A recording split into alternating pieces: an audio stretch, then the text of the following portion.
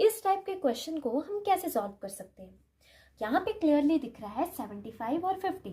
अगर हम 75 प्लस 15 करते हैं तो हमारे पास आता है 90। उसी तरह से अगर हम 55 प्लस 35 करते हैं तब भी हमारे पास आता है 90 डिग्री।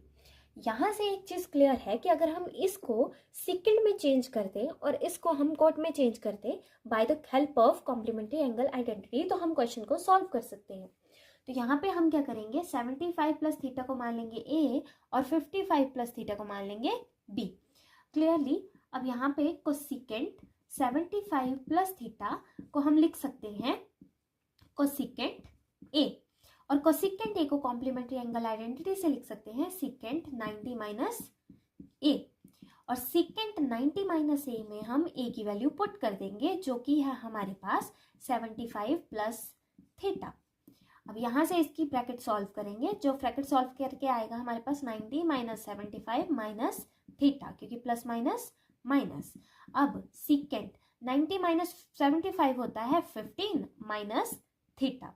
यहाँ से क्लियरली हमें दिख रहा है कि हम कोसेकेंट 75 प्लस थीटा को लिख सकते हैं सेकेंट 15 माइनस थीटा। उसी तरह से जब हमने tan 55 प्लस थीटा लिया हुआ है उसकी वैल्यू हमने 55 प्लस थीटा की वैल्यू पुट कर दी है b, यानी कि tan ऑफ b। अब tan b को हम क्या लिख सकते हैं, tan b को हम कॉम्प्लीमेंट्री एंगल आइडेंटिटी लगा के लिख सकते हैं cot 90 minus b। cot 90 minus b में b की वैल्यू पुट कर देंगे cot 90 माइनस 55 प्लस थीटा। जब हम ब्रैकेट ओपन करेंगे तो हमारे पास आएगा cot 90 minus 55 plus minus theta which is equal to cot 35 minus theta.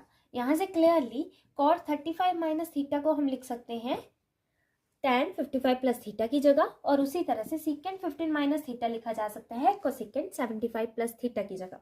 तो हमारे पास जो क्वेश्चन है कन्वर्ट होके हमारे पास क्वेश्चन आता है, कोसेकेंट की जगह हम लिख देंगे सीधा सेकेंट 15 माइनस थीटा, और यहाँ पे जो सेकेंट 15 माइनस थीटा है वो एज इट इज, उसी तरह से माइनस tan 55 प्लस थीटा जो हमारे पास है उसकी वैल्यू अब चेंज होके आ गई है cot 35 माइनस थीटा, और प्लस का cot 35 minus theta as it is.